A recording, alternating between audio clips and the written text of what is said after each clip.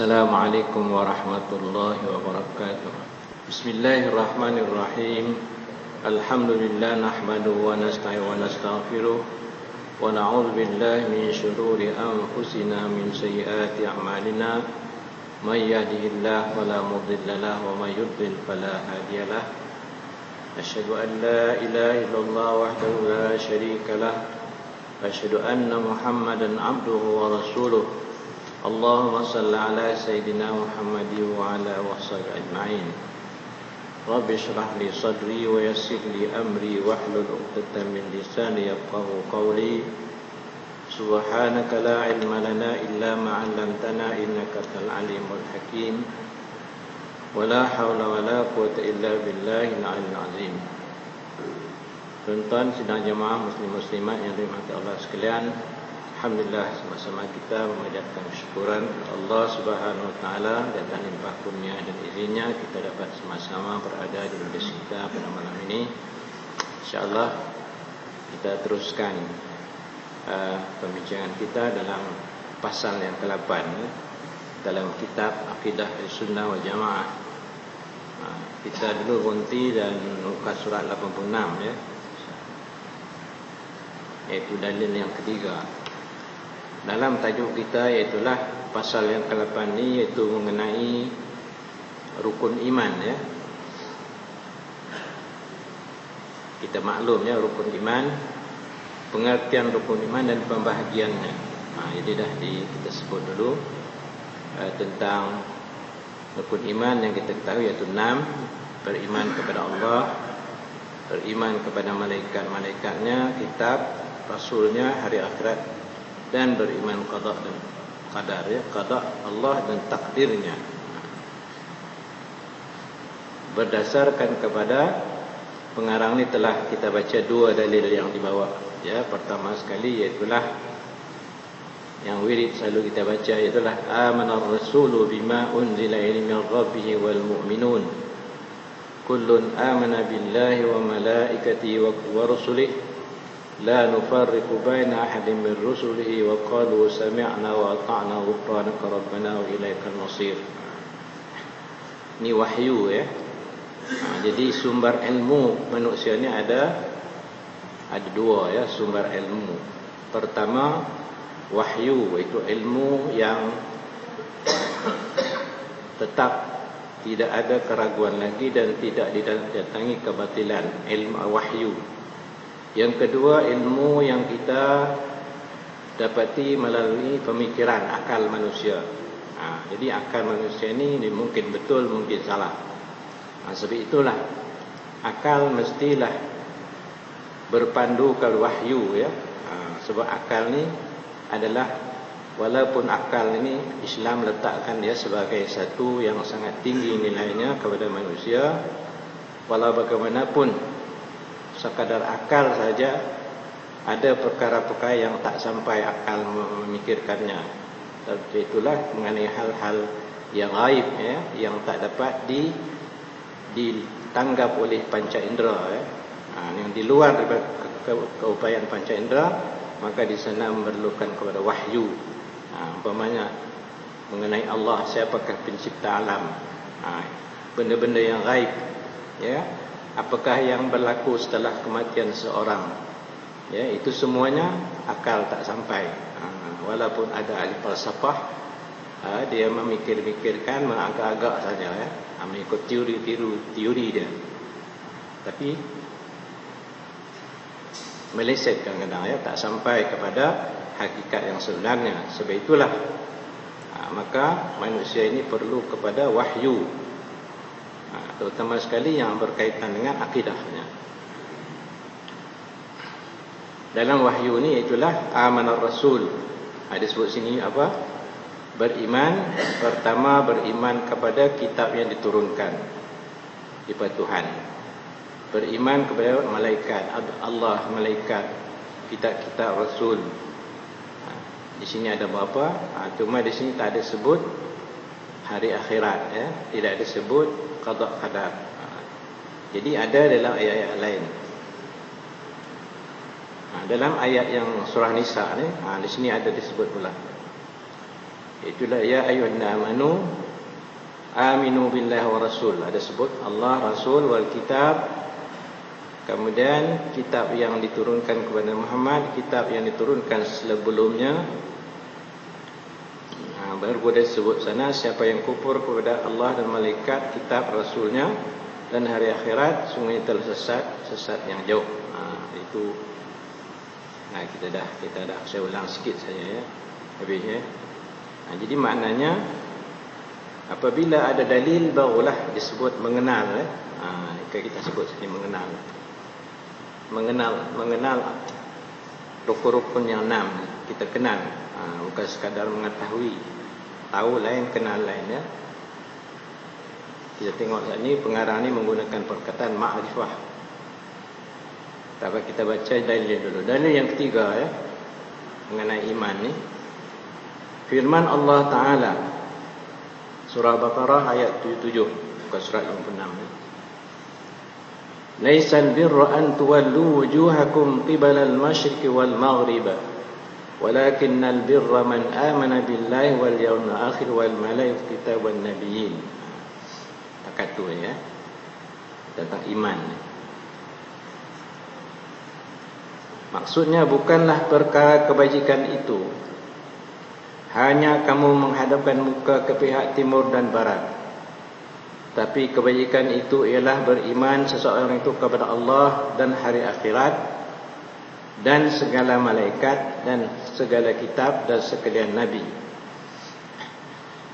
Itu yang disebut dalam ayat ini ya. Ada apa? Beriman Allah, hari akhirat, malaikat, kitab dan nabi. 5 ya. Ayat ini ada latar belakang dia.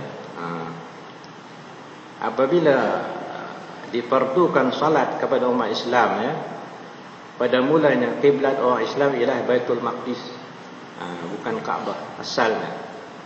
Orang Islam kita tahulah difardukan salat ialah pada malam Isra Mi'raj. Jadi pada mulanya bahawa kiblat iaitulah Baitul Maqdis. Ini adalah nak menunjukkan bahawa agama langit itu adalah sama ya.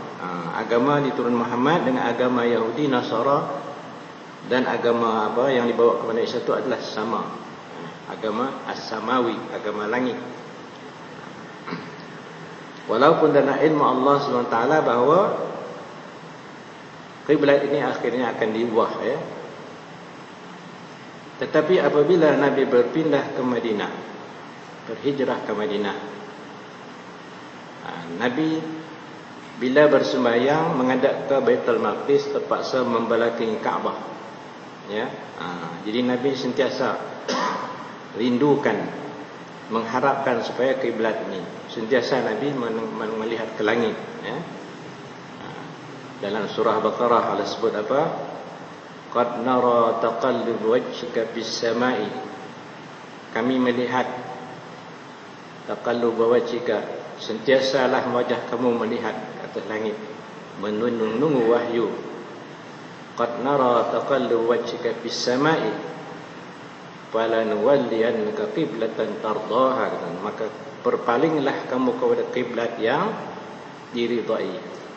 Itu ayatnya ya, pertukaran kiblat. Jadi setelah lebih kurang 16 bulan ya, 18 saya tak pasti ya, orang Islam berkiblat kepada Baitul Maqdis, lalu Allah perintahkan berpindah kepada Baitullah Kaabah di Mekah. Iaitulah Allah fawalli wajhaka syatral masjidil haram. Palingkanlah mukamu ke arah Masjidil Haram. Masa tu Nabi jadi imam ya. Lalu Nabi pun berpaling sehingga makmum pula ke depan ya, masing. Jadi masjid itu dinamakan Masjid Qiblatain.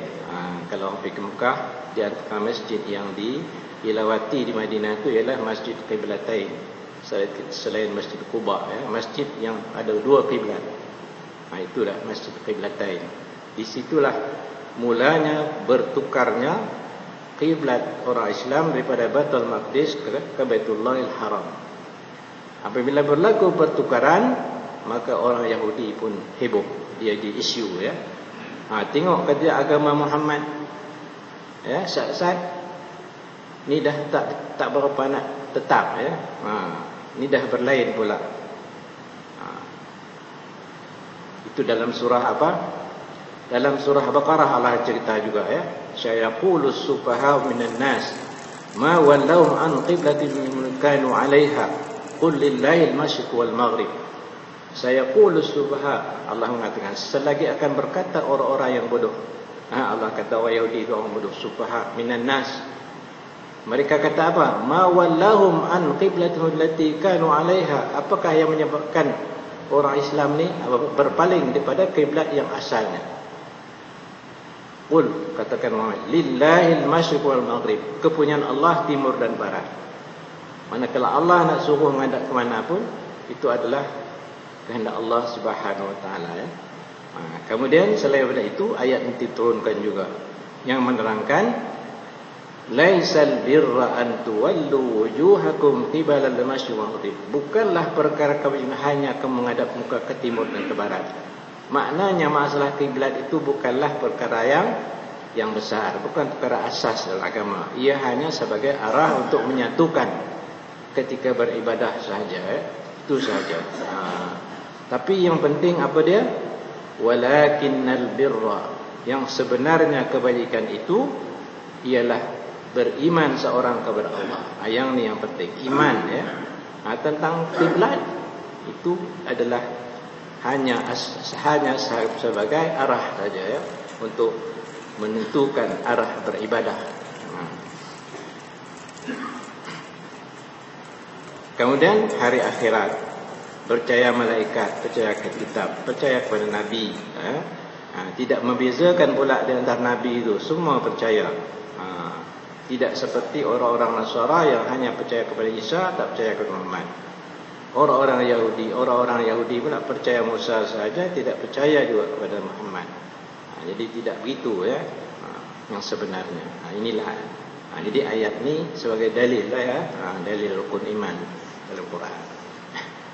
Yang dalil yang tidak ada keraguan lagi, sebab dia wahyu ya.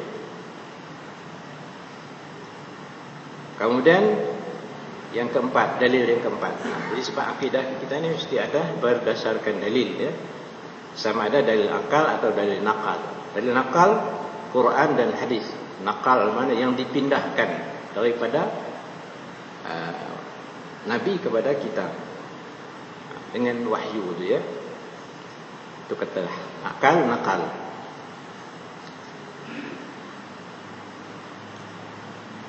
Yang keempat, hadis Rasulullah SAW yang diriwayatkan Ibn Umar bin Khattab radhiyallahu anhu. Ketika Jibril datang kepada Nabi menyerupai seorang Arab Badui bertanya mengenai Islam, iman dan ihsan. Tiga ni ya. Jadi dalam hadis 40 ada cerita tentang seorang yang menemui Nabi dalam berpakaian serba putih, rambutnya hitam dan tidak ada kelihatan kesan-kesan musafir. Lalu datang menemui Nabi, duduk sehingga lutut Nabi bertemu dengan lutut Nabi, dan dia letak tangan di atas dua paha Nabi dan bertanya kepada Nabi tentang apakah dia Islam, apakah dia iman, apakah dia ihsan. Nabi jawab ya, dia kata benar. Islam iaitulah antasyhadu an la ilaha illallah wa anna muhammadar rasulullah wa tuqimus shalah wa tutuz zakah wa tasum ramadan wa tajbal min istata' ila sabila. Islam itu ialah kamu mengucap syahadah bahawa tidak ada Tuhan yang paling berhak disembah melainkan Allah dan Muhammad Rasulullah. Kamu mendirikan sembahyang, kamu melakukan berpuasa Ramadan, mendirikan zakat dan melakukan haji bagi yang berpuasa. Kata yang berpakaian putih tadi, sadaqta, betul. Lalu ditanya mengenai iman, mal iman. Nabi kata al iman iaitu anta syahada an la ilallah wa antumina billah wa malaikatihi wa rusulihi wal yawmil akhir wa antumina bil qadari khairi wa syarri min Allah. Pun iman yang 6 ni lah. Apa dia ihsan? Kata ihsan ialah an ta'budallaha ka'annaka tarahu fa in lam takun tarahu fa innahu yaraka. Ihsan itu ialah bahawa kamu mengabdi kepada Allah seolah kamu melihatnya, sekiranya kamu tidaklah melihatnya tapi Allah tetap melihat kamu.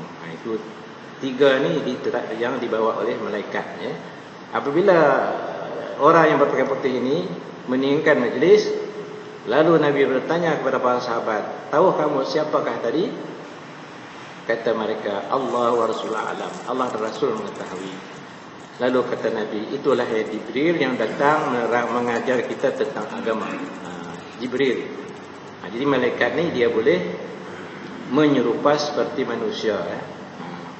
Kalau malaikat dalam rupa yang asli, itulah yang Nabi Muhammad melihat ketika wahyu yang pertama dan ketika Isra Mi'raj. Melihat malaikat yang Jibril dalam 600 sayap, ya, yang satu sayap menutupi seluruh bumi. Itu hebat besarnya, itu asalnya. Tapi dia boleh menyerupai. Itu dalam bab malaikat nanti ada diceritakan. Jadi maknanya ada tiga dalam agama ni, ya tiga saja. Islam, iman, ihsan. Ini kadang-kadang orang sebut rukun Islam. Bukan rukun Islam, rukun agama.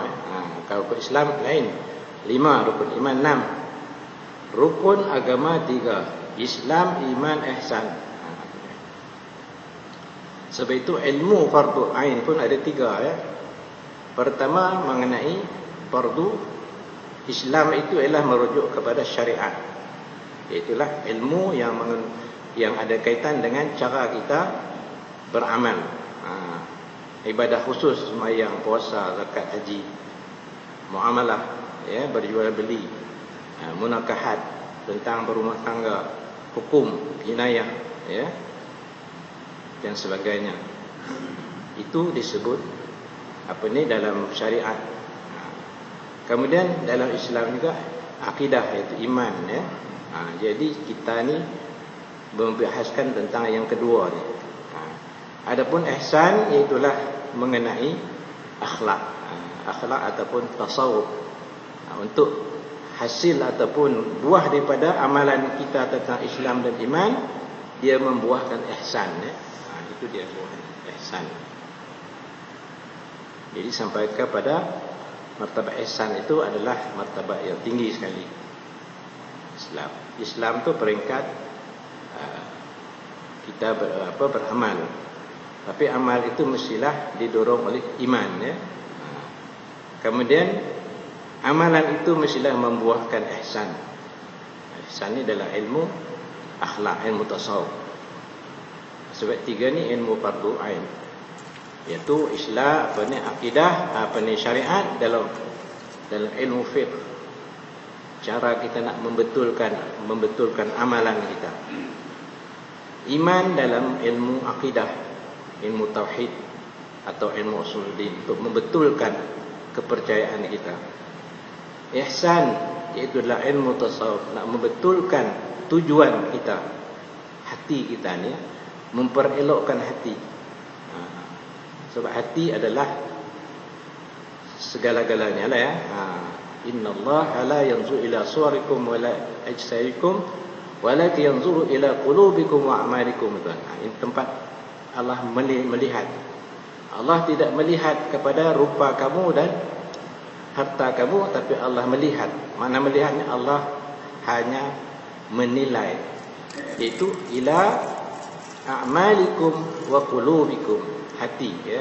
Hati ini penilaian Allah Subhanahu wa taala. Istilah tempat. Dan hatilah yang kata Nabi, ala inna fil jasadi mudghah iza salahat salal jasad kulluhu wa iza fasadat fas kulluhu ala wal qalbu. Ketahuilah dalam diri seseorang itu ada segumpal darah, apabila ia baik, baiklah seluruh badan, apabila rosak, rosak seluruh badan. Maknanya baik hati, maka seluruh tindakan manusia itu adalah tindakan yang baik lah, ya. Kalau hati yang rosak, akidahnya betul, ya, maka tindakannya pun akan tak elok juga, ya. Itu ihsan, ya. Baik. Habis itu kita Cuma yang pengarang ni bawa tentang iman saja. Ya. Rasulullah SAW menjawab mengenai iman, iaitu antu'mina billah wa malaikatihi wa kutubihi wa rusulihi wal yaumil akhir wa tu'mina bil qadri khairi syarri. Hadis riwayat Bukhari dan Muslim. Yaitu beriman kepada Allah, malaikatnya, kitab-kitabnya, rasul-rasulnya, hari akhirat, dan beriman dengan takdir baik dan jahat. Jadi pengarang ni kemudian dia tak satu ni dibahas secara mendalamlah, satu perinci ya. Ini secara kita selalu saja. Rukun iman sebanyak 6 perkara yang termaktub dalam firman Allah dan hadis Rasulullah SAW tersebut adalah menjadi pokok utama diutus para rasul ke alam ini. Diturunkan kitab kepada mereka, di mana keimanan seorang tidak sah kecuali beriman kepada semua rukun-rukun iman tersebut. Tapi kadang-kadang disebut dua saja ya. Yang mula, yang akhir. Man kana yu'minu billahi wal yawmil akhir falyaqul khairan aw liyasmut. Kadang-kadang ya, ambil yang pertama, yang kedua, yang akhir. Siapa yang beriman kepada Allah dan hari akhirat, maka dia berkata yang baik. Kalau tidak, hendaklah dia diam sahaja.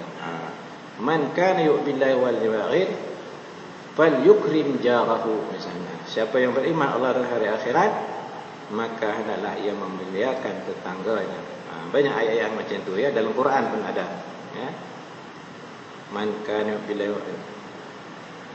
Sebab apa? Bila beriman dengan Allah, maka dengan sendirinya beriman kita kepada malaikat ya. Sebab iman secara ijmal tu macam ni.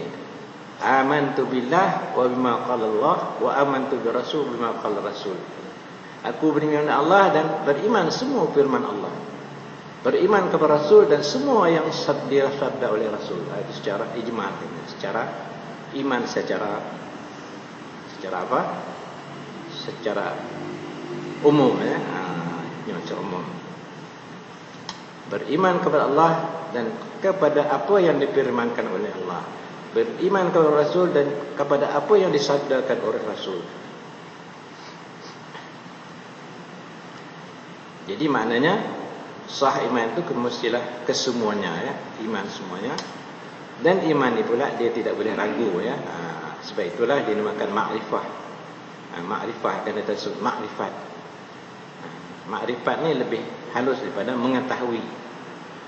Dalam kitab-kitab lama ada sebut makrifat ni apa? Makrifat katanya al-i'tiqadul jazim al-mutabi' li waqi' an dalilin. Itu dia punya takrif. Iaitulah kepercayaan yang kokoh, yang kuat, yang mantap. Mutabiqun lil waqi', sesuai, sama dengan hakikat yang sebenarnya dan berdasar kepada dalil. Itu kata makrifah. Kalau mengenali dia secara umum saja. Jadi makrifat ni mana mengetahui dengan tidak ada keraguan. Kemudian pengetahuan itu sama dengan hakikat yang sebenarnya. Mesti dalil. Ada juga manusia yang mengetahui, katalah dia beriman kepada Allah. Jazam, dia tak ragu-ragu. Tetapi dia tidak mendapati hakikat yang sebenarnya. Seperti i'tikad orang-orang Nasara yang mengatakan Allah itu 3. Walaupun dia jazam, tak ragu-ragu, tapi dia tidak disebut makrifat ya. Walaupun dia percaya kepada Allah, tapi kata Allah itu 3, satu yang 3 ya. Sebagaimana orang Yahudi begitu juga. Dia percaya Allah, tak disebut makrifat ya. Tak disebut makrifat. Ataupun dia tahu tapi tak ada dalil pun tak kata makrifat, mengetahui. Makrifat ni boleh katakan mengetahui secara yang lebih detail. Kalau seorang tu kita kenal, tak kenal gitulah ya rupa dia, tapi kita tak mengetahui minat dia, kebolehan dia. watak dia, dan habislah seluruh. Itu mengenal betul lah ya. Dekat mengetahui betul lah. Dekat mengetahui itu saja secara luaran saja. Kita tengok sebuah rumah, kenal rumah, tahu tak rumah tu. Dekat tahu tengok di luar saja. Bila kita masuk ke dalam, semua kita tengok bilik air, semua kita di tandas dia tengok semua yang barulah kita makrifat, mengenal rumah itu ya. Itulah beza antara mengetahui dengan mengenal. Kita boleh. Sebab itu pengarang ni nanti menggunakan perkataan makrifah ya. Mereka yang ingkar tidak beriman salah satu rukun-rukun iman yang termaktub dalam Quran dan hadis ini bermakna mereka telah terkeluar dari golongan orang beriman dan masuk golongan orang yang kafir dan menjadi orang musyrik, yakni yang menyekutukan Allah. Ini kalau dia beriman kepada Allah tapi tidak betul sebagaimana hakikat yang sebenarnya, macam akidah orang-orang Yahudi dan Nasara ya. Begitu juga yang lain-lain yang dia beriman kepada Allah tapi dalam masa yang sama dia kata Allah ada lagi yang serupa dengan Allah dari segi pengetahuannya, mengetahui yang gaib umpamanya, ataupun boleh memberi kesan dalam tindakannya. Itu sebab beriman dengan Allah tidak menepati hakikat yang sebenarnya. Hakikat sebenarnya ialah tak sebegitu. Sebab itulah pengarang ini menggunakan ayat surah Yusuf ni ya. Firman Allah Ta'ala, wa ma yu'minu aktsaruhum billahi illa hum musyrikun. Surah Yusuf ayat 6. Dan orang beriman kepada Allah, kebanyakan mereka tidak beriman kepada Allah. Bukan mana tak beriman kepada wujudnya Allah, tidak beriman yang dikehendaki ya. Iman yang dikehendaki itu macam mana? Itu maksudnya. Beriman wujud Allah, tapi yang dikehendaki oleh agama itu macam mana? Itu maknanya ayat ini, wa ma yu'minu aktsaruhum billahi illa hum musyrikun. Orang yang beriman kepada Allah, kebanyakan mereka tidak beriman. Mana tidak beriman yang sepatutnya, melainkan mereka mensekutukan juga dengan yang lain. Macamlah ayat dulu ya, yang Allah kata apa? Wala tadribu lillahi al-amsal. Jangan kamu jadikan Allah itu bandingan tandingan-tandingan. Jangan kita kata Allah ni kalau nak jumpa, nak memohon kepada dia mesti dengan ada perantaraan. Macam kita nak jumpa orang besar-besar mestilah melalui orang tertentu, ada protokol pula. Tak, Allah tidak demikian ya. Itu maknanya kita telah seolah kita tidak mengenal Allah, seolah Allah itu macam manusia biasa, terpaksalah dengan perantaraan orang lain. Sedangkan Allah kata, ud'uni astajib lakum. Berdoa kepada Allah pasti aku akan pertemukan. Wa idza sta'anta fasta'in billah. Bila kamu minta tolong terus kepada Allah. Iyyaka na'budu wa iyyaka nasta'in. Dalam Fatihah itu tauhid ya. Jadi mana orang yang menyembah Allah itu hakikatnya dia tidak mengenal Allah sebenarnya. Mereka yang percaya pada rukun iman yang termaktub dalam Quran dan hadis adalah mereka yang telah makrifat perkara berikut. Pengarang ini gunakan makrifat. Makrifat kan arafa ya'rifu makrifatan. Alima tu mengetahui juga ya. Kadang-kadang bila Allah gunakan alima tu kadang-kadang hakikatnya makrifah. Macam fa'lam annahu la ilaha illallah. Ketahuilah bahawa tidak ada yang berhak disembah melainkan Allah. Makna pengetahuan yang kepada tingkat kepada makrifat. Mengetahui dengan tidak ada ragu-ragu. Pengetahuan itu pula secucuk atau sama dengan hakikat yang sebenarnya. Dengan dalil. Kalau tak ada dalil nama taklid ya. Akidah tak boleh taklid, ikut-ikut.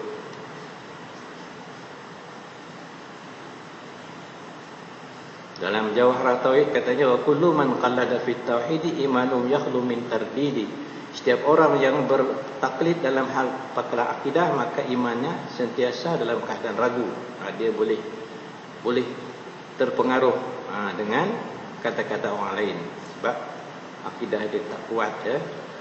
Dia boleh percaya perkara-perkara yang khurafat. sebab dia tak mengenal Allah sebenarnya. Kemudian kita masuklah. Ini pun secara ringkas juga ya. Yang pertama kata pengarang ini, ma'rifat kepada Azza wa Jalla. Azza ni maknanya yang maha perkasa, Jalla yang maha agung, yang maha besar. Lafzul jalalah, lafaz yang agung ya, Azza wa Jalla. Kadang-kadang Allah kata Allah Subhanahu wa ta'ala. Maha suci Allah yang maha tinggi kedudukannya. Yang pertama iaitulah ma'rifat dengan asma-asma Allah. Ini cara mula akidah diajarkan kepada para sahabat, tabi'in dan tabi'ut tabi'in. Inilah cara ma'rifat dengan asma Allah, nama-nama Allah. Iaitu ma'rifat asma Allah, nama-nama Allah yang mulia, sifatnya suci daripada sifat kekurangan dan kebinasaan. Jadi maknanya eloklah kita mempelajari sifat-sifat Allah yang 99 tu ya, secara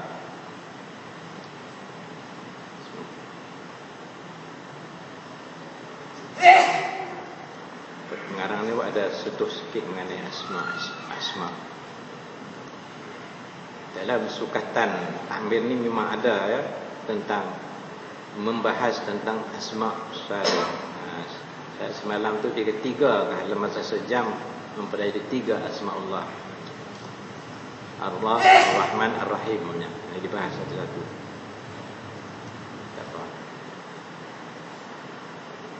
Dan ma'rifat dengan zat Allah. Ma'rifat dengan zat Allah ni bukan makna kita nak tahu hakikat yang sebenarnya, sebab zat Allah ni tak dapat kita ketahui ya, sebab dia laisa kamitslihi syai'un wa huwas samiul basir. Laisa kamitslihi syai'un, tidak ada satu yang menyerupainya. Itu adalah Allah sendiri yang sebut dalam Quran suratul Nahl.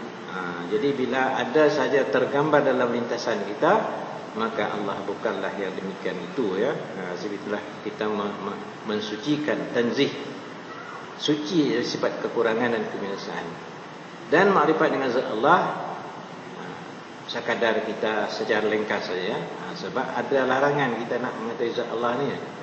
La tafakkaru fi zatillah walakin tafakkaru fi khalqillah. Jangan kamu memikirkan zat Allah, tapi fikirkanlah dengan kejadian Allah. Ada satu hadis lagi, fikirkanlah kejadian Allah, jangan kamu memikirkan zat Allah, nanti kamu akan binasa ya. Tak sampai kita zat Allah itu. Kita beriman secara umum saja Allah. Sebab itu dalam bab mukhalafat ta'al hadis, Allah bersalahan bagi segala yang baru. Memang bersalahan dengan makhluk ya. Itu cukup kesalahan. Cuma di sini dia tambah sikitlah, yang tidak mengandungi sebarang anasir. Maknanya kalau Allah tu asa pun dia tidak, walaupun katalah kalau benda seni satu, katalah buku ni satu, tapi dia boleh dipotong-potong, dipecah-pecah ya. Itu mana kata dia anasir. Kalau kita seorang manusia, dia masih lagi terdiri daripada daging, tulang, darah, urat dan sebagainya. Itu mana anasir. Mana ni sebarang anasir. Tak macam itu. Sekadar itu cukup. Dan makrifat dengan wujud Allah, dengan bukti dan kenyataan yang ada di alam dunia ini. Mana wujud Allah itu cukuplah dengan kita melihat kejadian alam ni ya. Mana alam ini menandakan ada pentadbirnya yang maha berkuasa, yang maha bijaksana ya, yang mempunyai segala sifat-sifat kesempurnaan.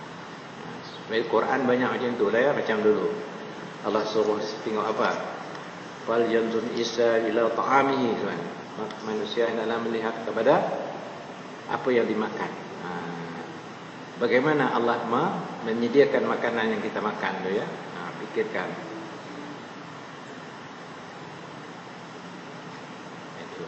Yang kedua, makrifat dengan malaikat. Makrifat dengan malaikat. Pengarang ni masih guna makrifat ya, mengenal. mengenal malaikat. Yaitu ma'rifat dengan alam yang dapat dilihat di sebalik alam yang tidak dapat dilihat. Jadi mana Allah, di antara kuasa Allah itu menciptakan alam syahadah, alam yang kita lihat, dan alam yang ghaib. Seperti malaikat, syaitan, jin, itu semua alam ghaib yang memang Allah cipta, ya. Dan hikmah-hikmah yang tertentu. Di mana di antaranya ialah makhluk yang bernama malaikat. Malaikat ni sebenarnya perkataan banyak ni, ya. Asal makanan satu malakun. Malaikat. Malaikat itu banyak. Tapi orang kita Melayu satu pun kata malaikat, kalau banyak kata malaikat lah, ya. Dah dimelayukan. Dalam bahasa Arab kalau malaikat satu itu malakun. Qul yatawafakum malakul maut alladhi wukkila bikum summa ila rabbikum turja'un, dalam surah As-Sajdah.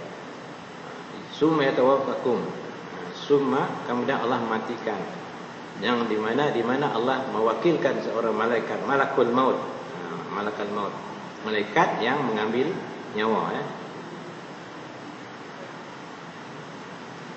Malakul maut alladhi wukkila bikum summa ila rabbikum turja'un, kemudian kamu kembali kepada Allah, kepada Tuhanmu.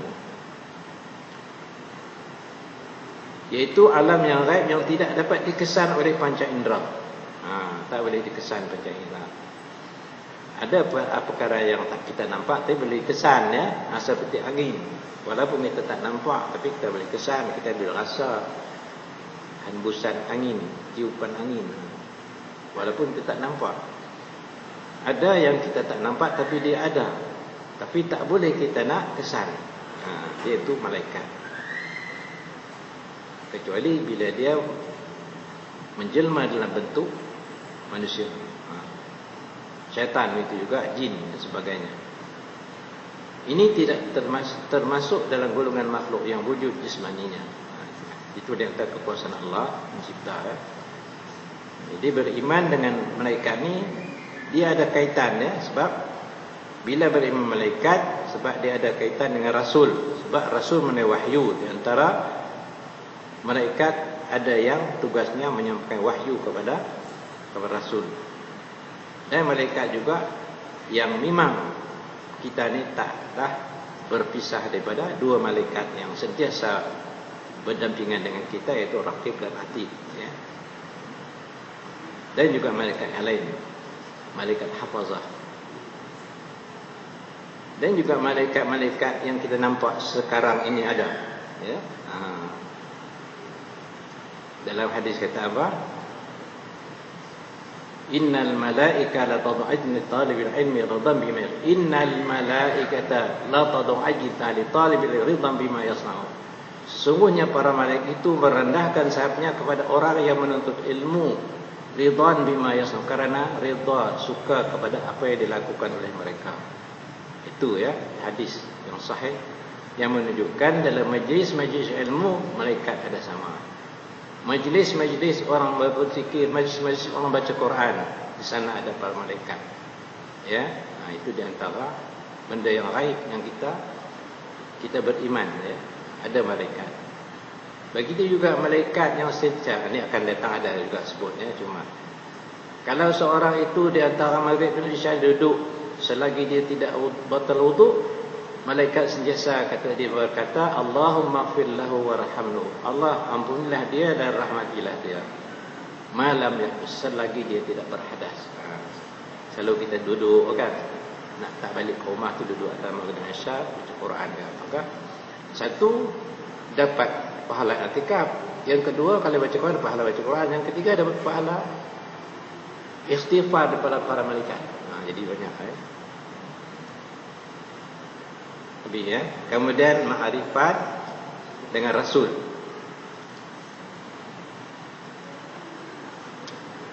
Ma'rifat dengan Rasul-Rasul, iaitu ma'rifat dengan Rasul yang dipilih Allah. Mengenal Rasul dengan secara yang berdalil, ya. Di mana ma'rifat. Sekarang itu bukan ma'rifat yang dipilih Allah. untuk menerima wahyu yang menyampaikan syariatnya dan menjadi pembimbing ke arah petunjuk serta memimpin seluruh makhluk menuju ke jalan yang hak, agama yang sebenar, iaitu agama Islam. Jadi walaupun manusia tidak akal, akal ni sekadar dia boleh membezakan buruk dan baik, tetapi di sana juga ada Allah membekalkan hawa nafsu. Kadang-kadang akal ni dia tak dapat dikalah, kemudian penilaian akal ni kadang-kadang tidak sama, untuk menilai sesuatu. 10 orang yang ada akal menilai sesuatu itu tak sama. Katalah kalau tak ada wahyu lah, arak tu ada yang kata bagus sebab bila makan tu semangat. Kalau orang yang tak erti dia bercakap, cuba minum sikit, dia akan semangat, boleh bercakap, dia boleh berceramah. Kalau menyanyi boleh sampai daripada Isya sampai subuh pun tak apa. Sebab itu dalam Quran kata yas'alunaka al-khamr qul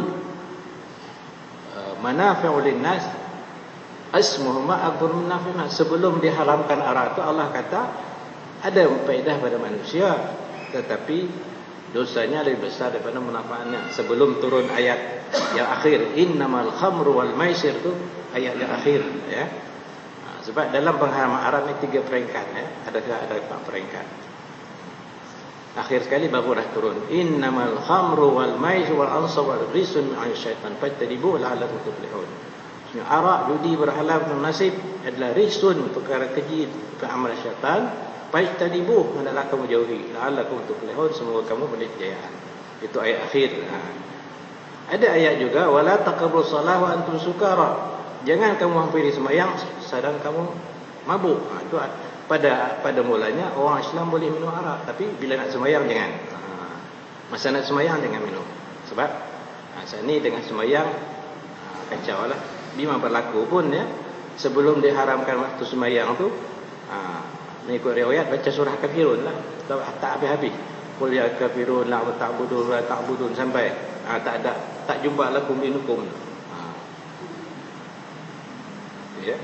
Jadi maknanya bila nak sembahyang jangan makan minum. Kata sejam lagi nak sembahyang tak boleh. Kalau pagi-pagi boleh lah. Nak sembahyang zuhur nanti pukul 11 tak payahlah. Masa tu saja haram. Tapi masih lagi kata Sayyidina Umar, aku tak puas hati macam mana ni. Lalu turun ayat tu, ayat akhir tu, innamal khamru wal maisir wal ansab risun min syaitan fajtanibuhu la'allakum tuflihun. Untuk ayat yang ketiga, yang turun mengharamkan secara total. Boleh. Baik, menyebabkan Rasul. Jadi mana melalui Rasul lah akal akan membuat penilaian yang bermacam-macam. Macam-macam, ada kata ni elok, ada kata tak elok, Jadi untuk supaya pahaman penilaian tu tidak banyak, maka Allah telah menetapkan, sebab Allah Maha mengetahui, Dia yang menjadikan Dia tahu. Setiap yang dilarang itu mesti ada bahayanya, setiap yang suruh mesti ada faedahnya, sebab kita mengetahui Allah Maha mengetahui. Tapi semua itu dengan perantaraan Rasul. Rasul lah yang memberitahu kepada kita. Sebab itu kita akan beriman kepada Rasul. Jadi setakat itu dahulu, makrifat Rasul, kemudian makrifat kepada kita. Jadi itulah kenapa Rasul. Jadi kita tangguh dengan tasbih kafara dan suratul Asr. Subhanakallahumma wa astaghfiruka wa atubu ilaik. Subhanakallahumma bihamdika asyhadu an la ilaha illa anta astaghfiruka wa atubu ilaik.